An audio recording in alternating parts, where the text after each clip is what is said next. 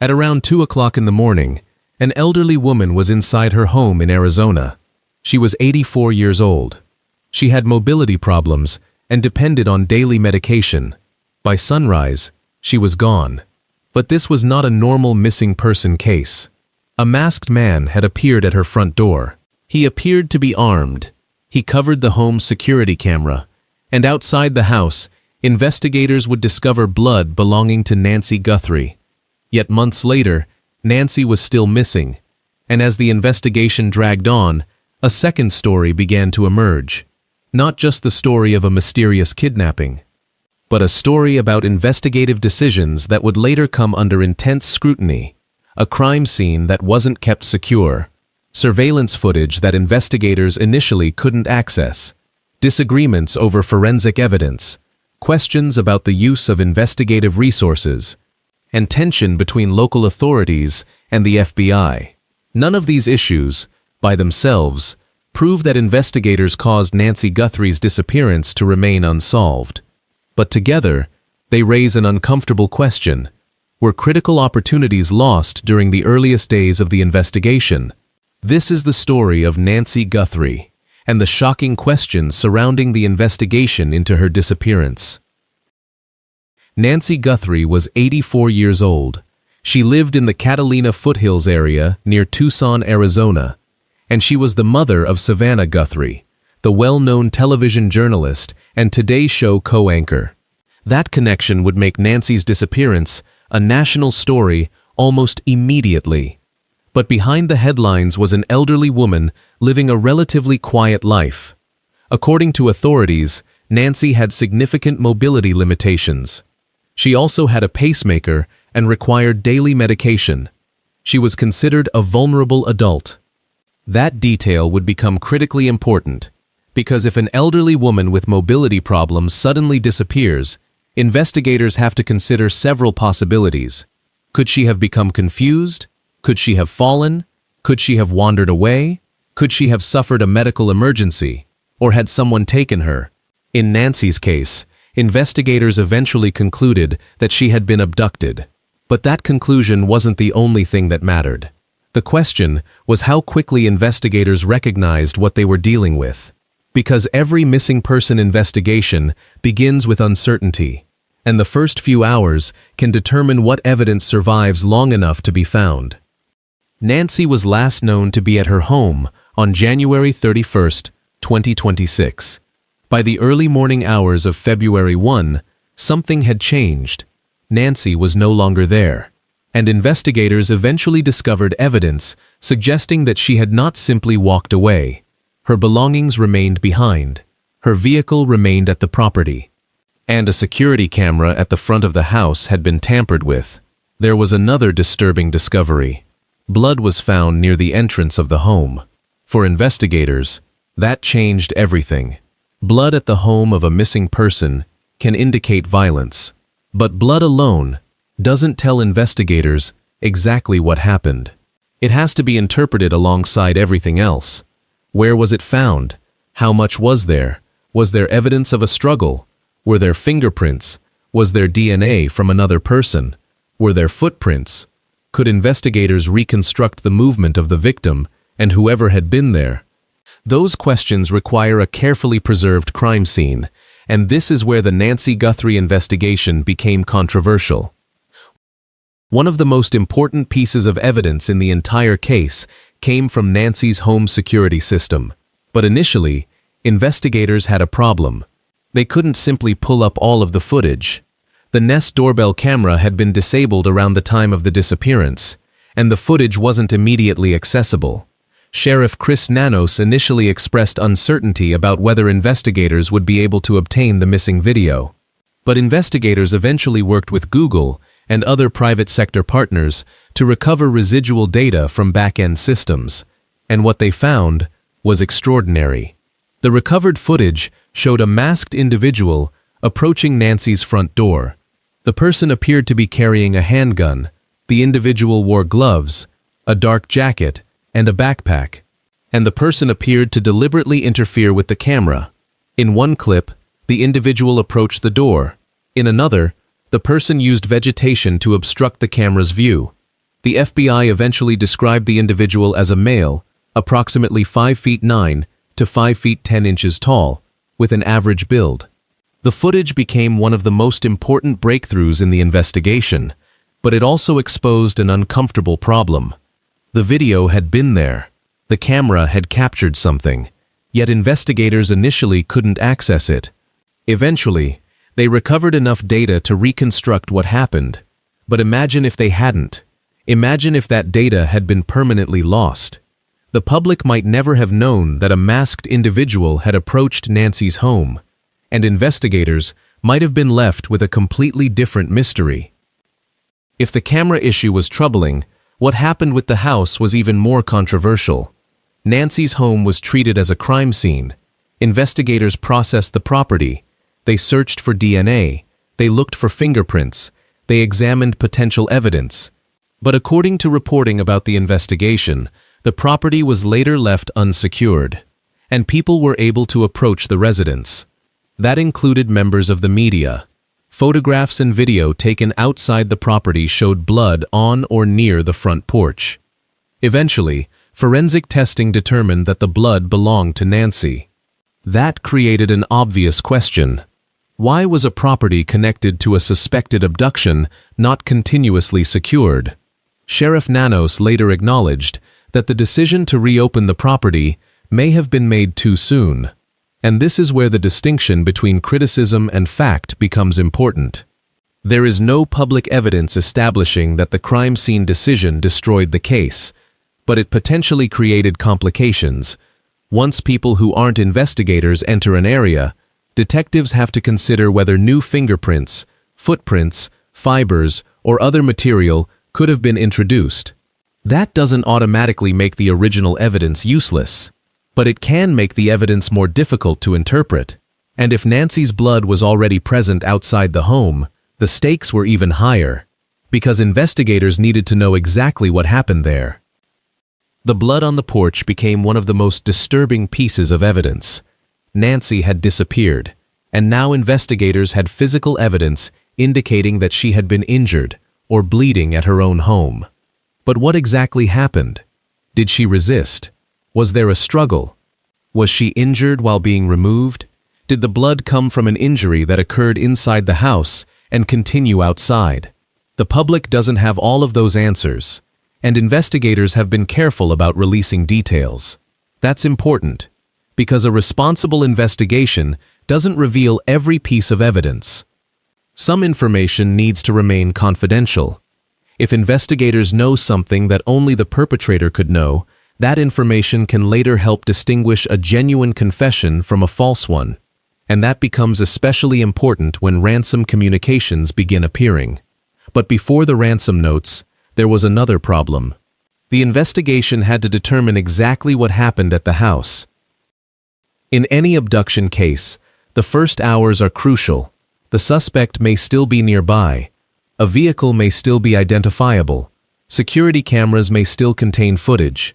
Witness memories are fresh. Phone records are available. Digital evidence hasn't disappeared, and physical evidence is untouched. But Nancy's case was complicated from the beginning. Investigators had to determine whether she had left voluntarily. Then they had to consider whether she had been taken, and eventually, they began treating the case as an abduction.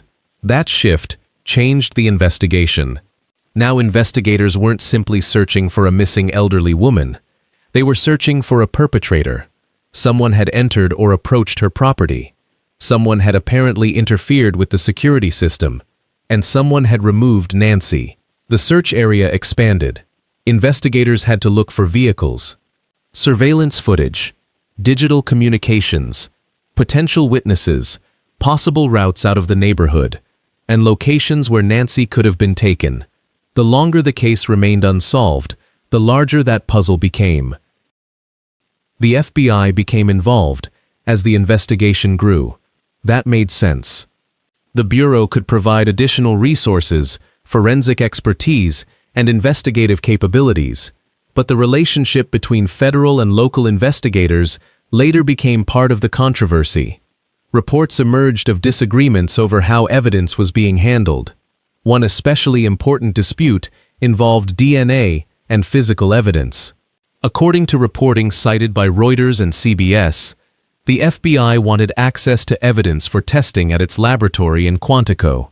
The Sheriff's Department instead used an outside laboratory in Florida. The Sheriff's Department disputed the suggestion that the FBI was being blocked and said the agencies were working together. This is a critical distinction. It would be inaccurate to say that the FBI was definitively shut out of the investigation. What can be said is that there were disagreements over evidence and forensic testing, and those disagreements became public. In a major kidnapping investigation, that matters. Different laboratories can have different capabilities. Federal investigators may have access to specialized databases and technologies. Local investigators possess knowledge of the crime scene and community. Ideally, those resources work together. Because the goal isn't to prove one agency right, the goal is to find Nancy. The recovered surveillance footage gave investigators something they had not previously had: a suspect image. The person was masked, but the clothing was visible. The backpack was visible.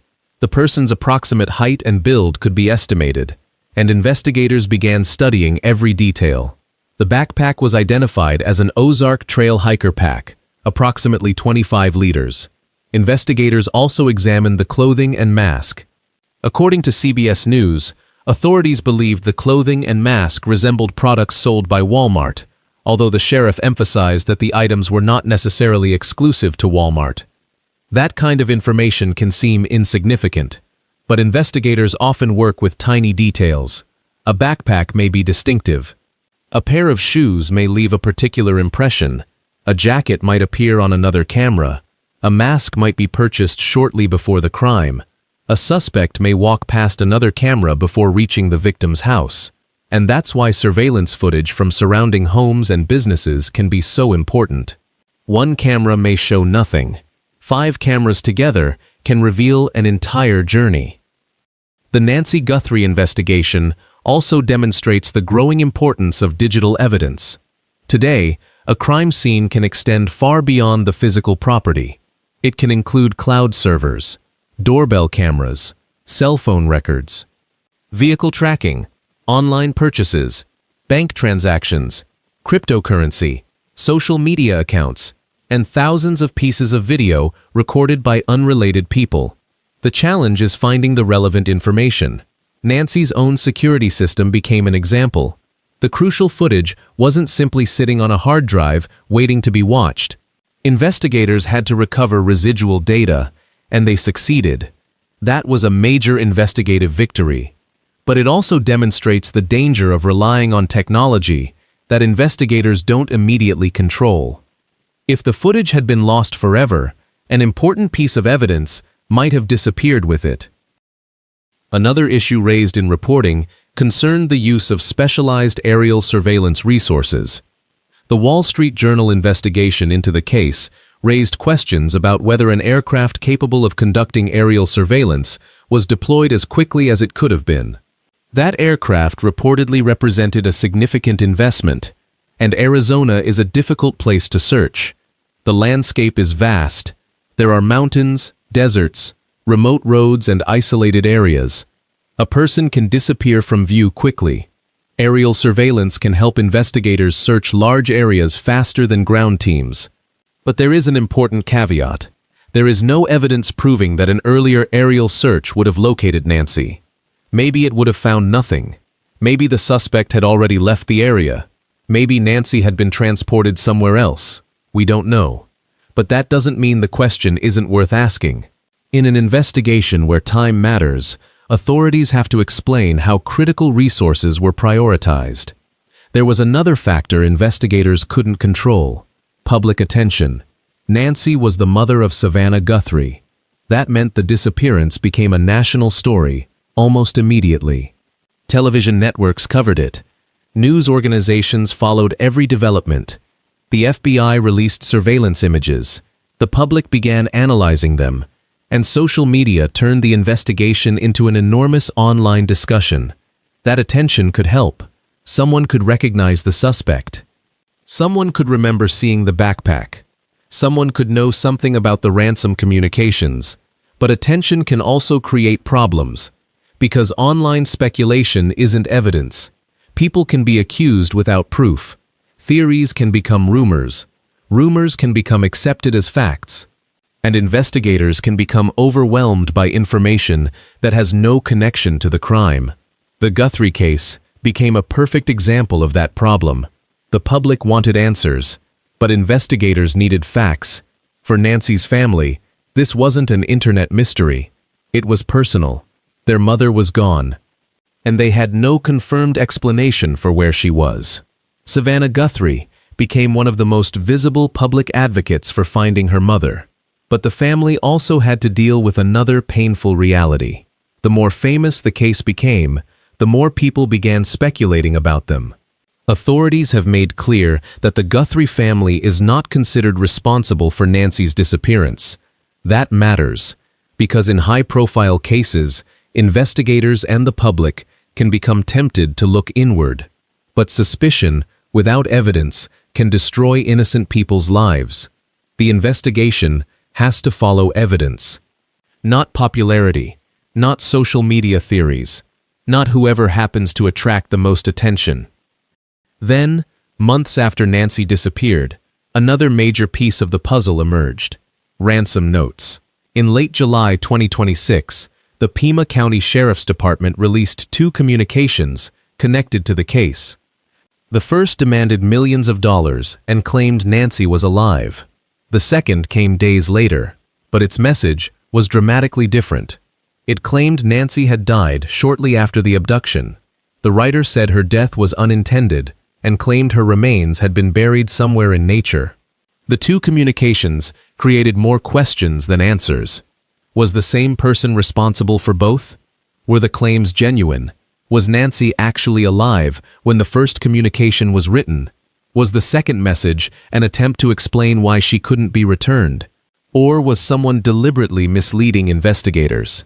Authorities have not publicly confirmed the authenticity of the claims, but they believe the communications may contain distinctive language that someone who knows the writer could recognize, and that is why they released them. The first ransom communication reportedly demanded $4 million in cryptocurrency. It threatened to increase the amount if the demand wasn't met. That immediately created a possible motive: money. But ransom cases are complicated. A genuine kidnapper may demand money. An impersonator may also demand money. Someone seeking attention may fabricate a ransom. Someone trying to interfere with an investigation might do the same. So investigators have to ask, does the writer know information that only the perpetrator would know? Does the handwriting connect to anyone? Does the language reveal something? Can the communication be traced? Was cryptocurrency involved? Did anyone attempt to move money? And perhaps most importantly, was Nancy actually alive when the first message was sent? That remains unanswered publicly. The second communication was even more disturbing. It claimed Nancy had died after being abducted. The writer attributed the death to an apparent medical event and claimed her body had been buried in a natural area. But investigators have not publicly confirmed that this account is true. That distinction cannot be overstated. A letter saying someone died doesn't prove they died. A person claiming to know where a body is doesn't necessarily know where it is. And a ransom demand doesn't prove that a kidnapping occurred exactly as described by the writer. The communications must be treated as evidence. Not as a confession, not as a final explanation, and certainly not as proof of Nancy's fate. One detail in the ransom communications attracted particular attention. The writer appeared to know something about a smartwatch connected to the investigation. That raised the possibility that the writer knew details that weren't widely available. But even that isn't definitive. Information can spread. A person could have learned something from news reports. Someone could have been close to the investigation, or the writer could have had genuine knowledge of what happened. Investigators have to determine which explanation fits the evidence. That is why ransom communications can be both valuable and dangerous. They can provide clues, but they can also create false leads. By August 2026, 6 months had passed. Nancy was still missing. The surveillance footage had produced no public identification. The blood had produced no publicly announced breakthrough. The ransom notes had created new questions, and the controversy surrounding the investigation continued. This is where the story becomes difficult, because it is tempting to look at every mistake and conclude that the entire investigation was botched. But the evidence doesn't justify such a simple conclusion. Investigators did recover surveillance footage. They did process the crime scene. They did involve the FBI. They did conduct searches. They did follow tips. They did continue examining evidence. The problem is that we don't know whether those efforts were enough, and we don't know whether any early mistake actually prevented Nancy from being found. That can only be answered if investigators eventually reconstruct the entire chain of events. So what were the biggest investigative concerns? First, the crime scene. The decision to allow the property to become accessible before the investigation was completely finished raised legitimate questions. Second, the surveillance footage. Important video wasn't immediately accessible and had to be recovered through extraordinary technical efforts. Third, the forensic disagreements. There were competing accounts about how evidence should be tested and how much access the FBI had to certain physical evidence. Fourth, investigative resources. Questions were raised about whether certain aerial resources were deployed quickly enough. And fifth, interagency coordination. Reports of disagreements between local authorities and federal investigators created the appearance of an investigation that wasn't always moving in a single direction. But there is one thing all of these issues have in common. They involve opportunities. Opportunities to preserve evidence. Opportunities to recover information. Opportunities to search. Opportunities to coordinate. And that is why the case continues to attract scrutiny. But before judging the investigation, there is something else we need to remember. Investigations are conducted in real time. Detectives don't know the ending. They don't know which clue will matter. They don't know which witness is telling the truth. They don't know whether a ransom note is genuine. And they don't know whether a camera recording contains the breakthrough they're looking for. The sheriff's department has defended its work. Officials have said they are continuing to cooperate with the FBI, and the investigation remains active. That means the story isn't one of investigators doing nothing. It is a story of investigators trying to solve an extraordinarily difficult case while facing criticism over several decisions. Both things can be true. Investigators can work hard, and mistakes can still happen. Let's separate the facts from the theories. We know Nancy Guthrie disappeared from her home in the Tucson area on February 1st, 2026. We know she was 84 years old. We know authorities believe she was abducted. We know her home contained evidence that investigators considered suspicious. We know blood found near the home was identified as Nancy's. We know surveillance footage was recovered showing a masked individual at the front door. We know that person appeared to be carrying a handgun. We know the person appeared to interfere with the camera. We know the FBI became involved. We know there were disagreements concerning forensic evidence. We know ransom communications were received. And we know authorities released 2 of those communications in July 2026 in an attempt to generate new leads. But we do not know who abducted Nancy. We do not know where she is. We do not know whether the ransom communications were written by the perpetrator. And we do not know whether Nancy is alive. Those are the facts that matter. We don't know exactly how Nancy was removed from her home. We don't know how many people were involved. We don't know where she was taken. We don't know whether the masked person shown on camera was acting alone. We don't know the full significance of the blood evidence. We don't know whether the ransom communications are genuine. And we don't know whether any investigative mistake directly affected the outcome. That last point is crucial. Criticism isn't proof. A mistake isn't automatically the reason a case remains unsolved. And a delay doesn't automatically mean investigators lost the case. But those questions deserve answers, especially when the victim is still missing. Perhaps the most important question is not, did investigators make mistakes? Because the answer is almost certainly yes. Every major investigation contains mistakes. The more important question is, did any of those mistakes cost investigators a chance to find Nancy? That question may not be answered until the case is solved. If someone is eventually arrested, investigators may be able to reconstruct exactly what happened. They may discover that a piece of evidence everyone considered insignificant was actually crucial. They may discover that a missed camera captured the suspect. They may discover that a ransom note contained a clue. Or they may discover that none of the controversies mattered. Until then, we're left with possibilities. Somewhere, someone may know what happened to Nancy Guthrie. That person may know where she was taken. They may know who approached the house. They may know who wore the mask. They may know where the backpack came from.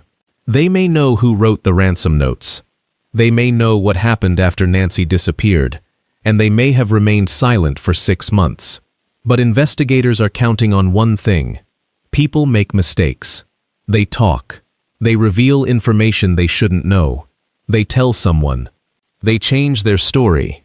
They leave behind evidence. And eventually, a secret can become impossible to keep.